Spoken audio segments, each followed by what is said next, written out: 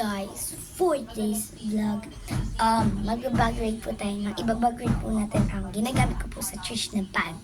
Let's go! Ito po ang aking bag. Yan. Unahan natin ay nandito. Buksan na natin. Ay, sorry po, may basura po.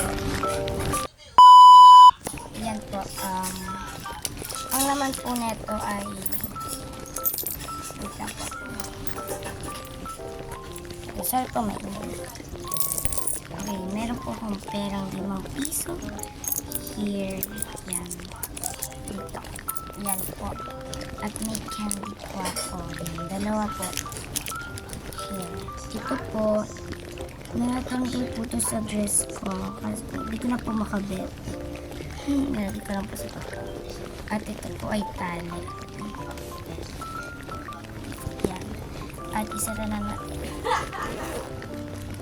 Sorry po kung maingay ng background. Ang guys. Sandali lang po itong video na ito. Okay, ang dami pong plastic carriage. Okay, ang uunahin natin ay Bible. First on our bag, ang bagong tipan, Bible. Okay, lagay po natin dito. Meron po tayong notebook for notes, ganyan. Diyan. And, ano? Ay, di ko po alam. Nalagay ko lang po dito. Sorry po.